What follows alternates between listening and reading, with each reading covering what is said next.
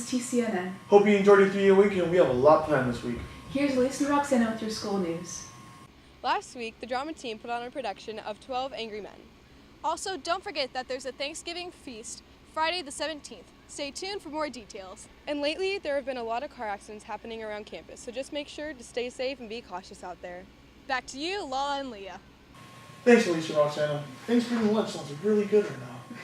This last week, we have Veterans Day Chapel. Here's Mika and Chloe with more on the story.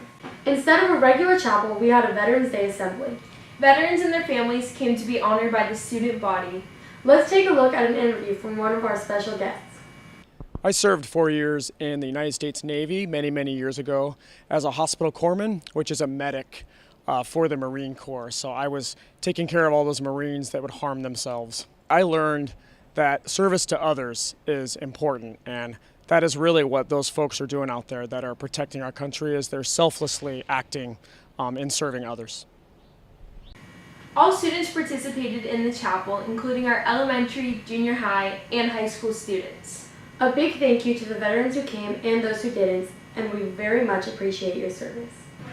And that's all we have for you on Chapel Recap. Now let's throw it back to Lala and Leah. For the football team, we got a pretty good game last week. Along with all the other sports finishing off their season strong. Here's Gretchen and Roman with your sports recap.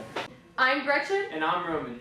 And the football team made a great effort against Santa Fe Christian with a score of 13-34. And they made it to CIF playoffs. Their first game was against Montgomery High School. Cross country also had a strong showing at their mile trial at Discovery Lake. And tennis ended out their regular season, and Mariah, Katie, Isabel, and Julia made it to CIF playoffs. And here's a look on how they're preparing themselves for the upcoming matches. Julie and I have been friends for like a long time, so we have really good chemistry out on the courts, and she's super good at her like ground strokes, and I like the net shots a lot. So yeah, I feel like we work really well together. That's it for this week's sports update. Thanks for listening. Back to Lala and Leah in the newsroom. That's awesome. Good job, tennis. Here's Gabby and Sierra with your weather. What's up, TC? It's your weather, girls. And now it's finally fall, which is personally our favorite time of the year. Now to you, Sierra, you gorgeous thing. All right, Tri-City, we're going to see what you guys think about fall.